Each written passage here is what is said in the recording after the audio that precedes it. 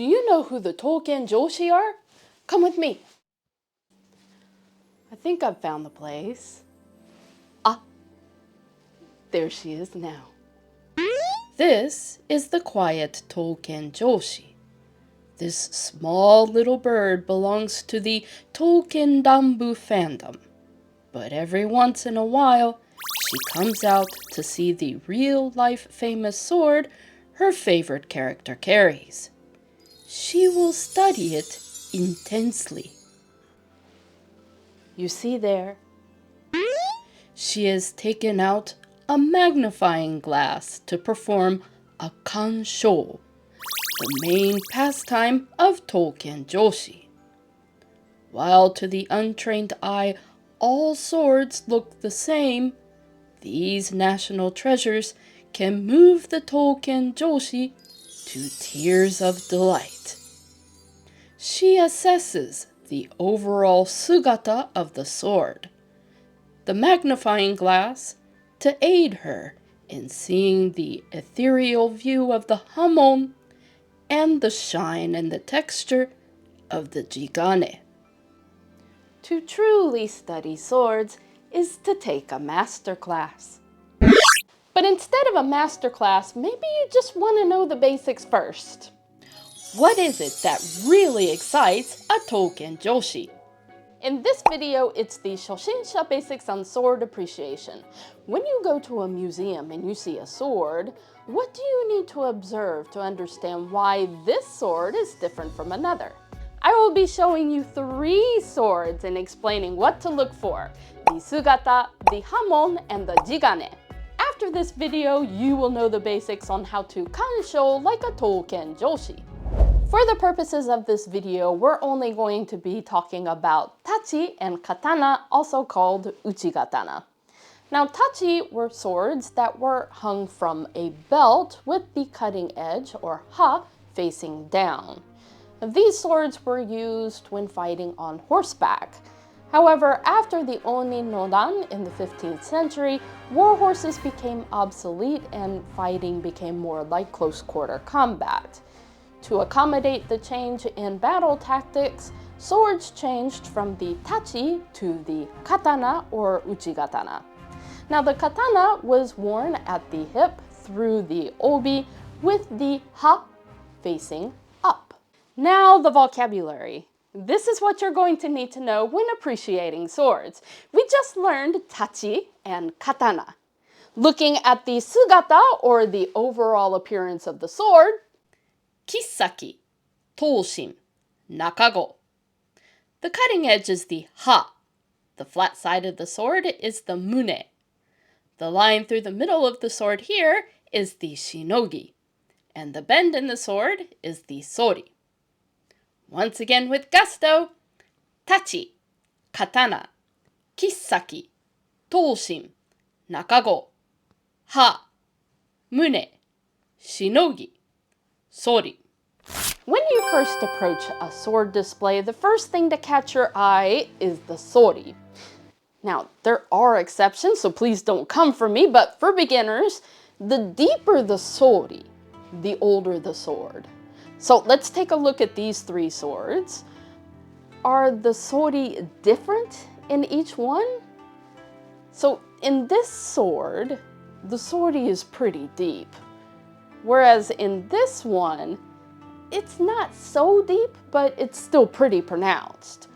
Whereas in this one, there's hardly any sori at all. Now, how are the swords being displayed? Is the ha being displayed pointed up, or is it pointed down? Lastly, observe the width and length of the sword. Most of the time, the wider the sword, the longer the kissaki.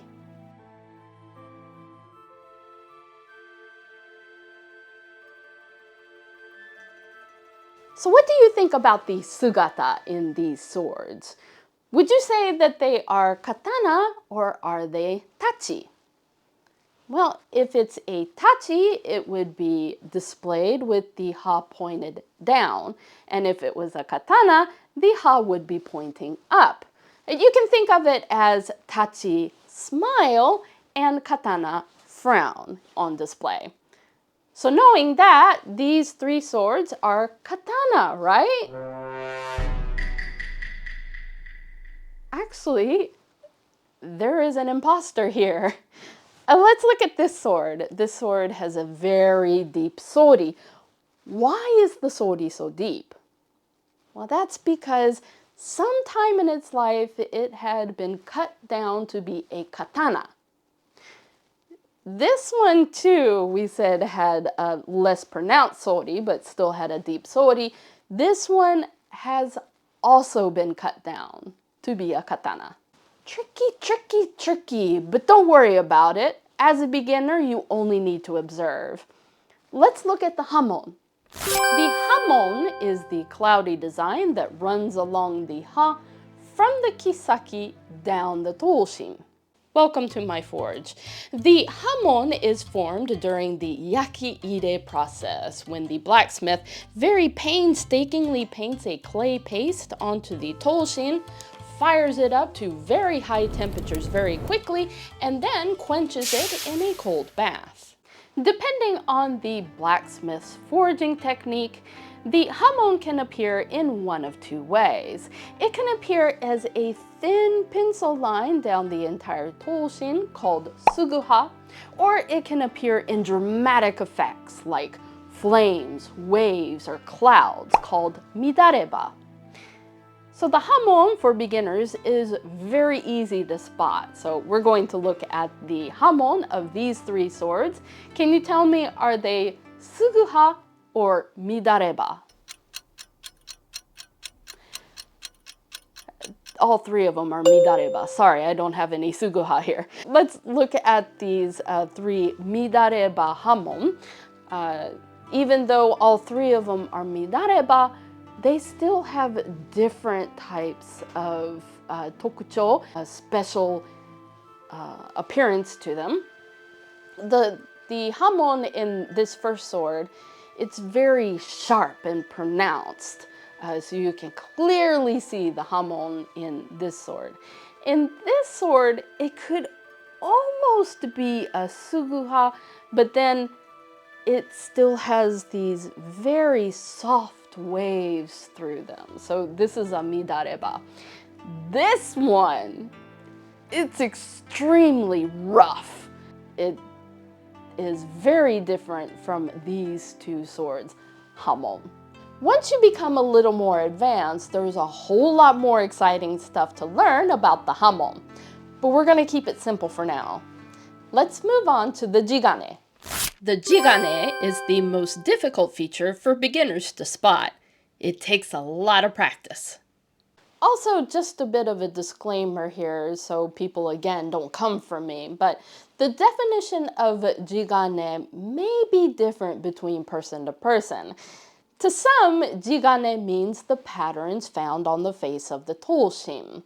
However, to others, jigane means not only the patterns, but also the color of the toushin, and the patterns itself are called kitai hada. Now, you will probably hear both jigane and kitai hada. They are practically the same in meaning, but just to be a little clear and a bit technical, we're going to be talking about the kitai hada, the pattern seen on the toushin. The kitai hada is formed in the very early steps of the forging process. The blacksmith takes soft pieces of metal and hard pieces of metal and puts them into different clumps. The soft metal clump is called the shingane, and the hard metal clump is called the kawagane. Now these metal clumps are separately fired and they're folded over again and again and again and again. Finally, the shingane is placed inside the kawagane to make the toushin. This folding technique brings out different patterns on the toushin that come out when the sword is finally polished. There are 3 types of kitai hada, and to best explain, I'm going to use this table here because, yes, kitai hada looks like wood patterns. So the first type is masame hada. Masame hada looks like this pattern here. Very straight lines. The second type is itame hada, and this type you'll probably see the most. Itame hada kind of has this pattern here, where it kind of looks like a board of wood. The last type is mokume hada, and mokume means eye of the tree in Japanese, so it looks like this, kind of like circles that go down the toshin. Now, let's look at the kitai hada of our three swords. Now, I am going to warn you, this is going to be really hard to see as a beginner. You're just going to have to get some experience. Now, at the museum, people like to use the display light in order to get the jigane to shine to see it better. But a lot of museums use display light too bright to see the jigane. I'm looking at you, Kyoto National History Museum. Stop blinding me! All right, this is the first sword. And sorry, my hands shake. They just do. So you can see a little itame hada, almost mokume hada on the left side. If you see that there, it looks like scratches, but that's actually the kitai hada. And then if we keep moving down, the kitai hada kind of looks like scratches on the toshin, but that's not what that is. That is actually the kitai hada that you're seeing there. So you can sort of see some ita hada and some mokume hada. All right, let's look at the next one. All right, this one is absolutely beautiful. It looks like masame hada, right? It doesn't look like it has any pattern at all to it. But if you see in some places, especially here, you can see just a little itame hada here. It depends on where on the sword you look. So the kitai hada, sorry, my hand is shaking. I hope you're not getting sick because of my hand shaking. Sometimes the different types of kitai hada can be mixed into one blade, and that makes it quite interesting to look at. Let me look at the bottom beyond the sword here. See, when you look at it down here, it looks like it's masame hada. The straight, very detailed lines on the toshin. This sword is extremely detailed, very small lines to it.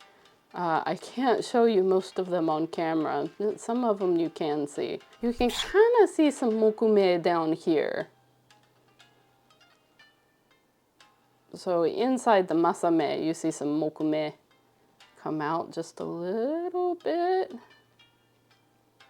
Yeah, there you go. All right, let's look at the next one.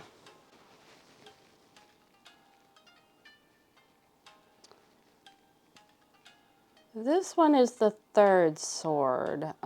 So you can see some really rough lines down the toshin. That's the kitai hada.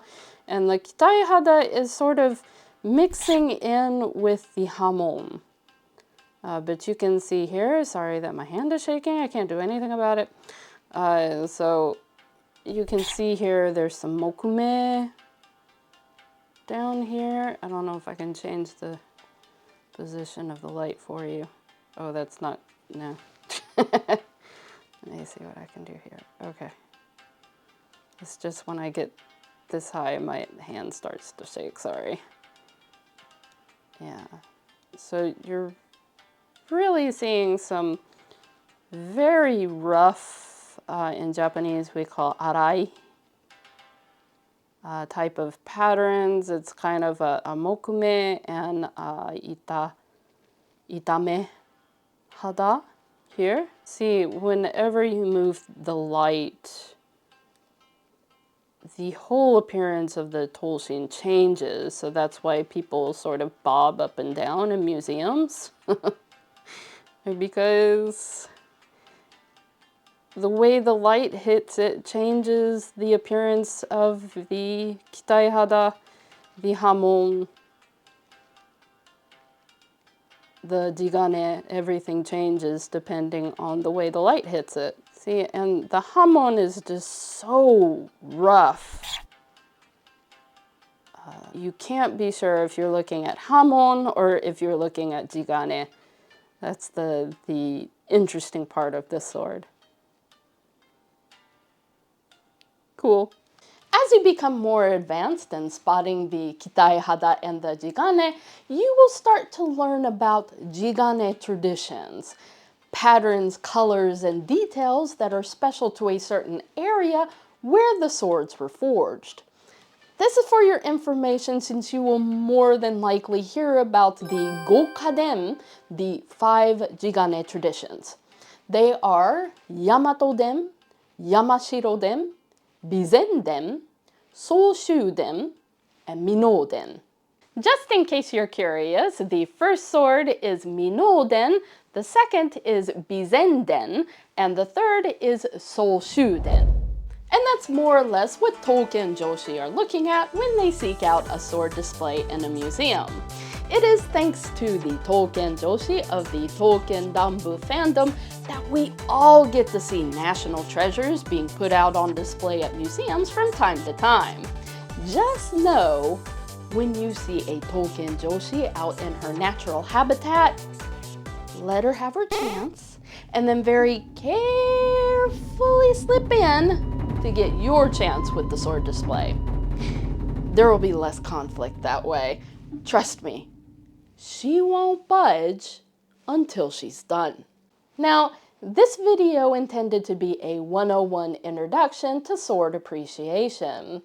There is so much information on swords that it would have been overwhelming for me to put in one video. If you are interested in a specific part of the sword, yes, there is that much information. Let me know in the comments what part you would like more information on, and I will make a more detailed video about it. Or, if you want to do a little research yourself, I recommend a book like this one. Look for keywords like Nyumon, Beginner's Guide, or知識ゼロ, Zero Knowledge. Now, all the source material that was used for making this video is down in the description below. Also, please be kind in the comments. This is a place of appreciation and learning, okay? On a high note, our Kodan fan members are slowly growing. Thank you to VIP Kodan Performance member Paul Elphinstone and Danny El Kitty, Lights On member A. Moreno, Kodan Fan Premium members Celine J and Beta Sequence, and an anonymous coffee to go at the Saigakutei Garden Cafe. If you would like to support this channel, please visit us at the Saigakutei Garden Cafe or check out our membership options right here on YouTube. As always, please like this video and share, and if you're new to the audience, please feel free to subscribe and hit the bell for more content.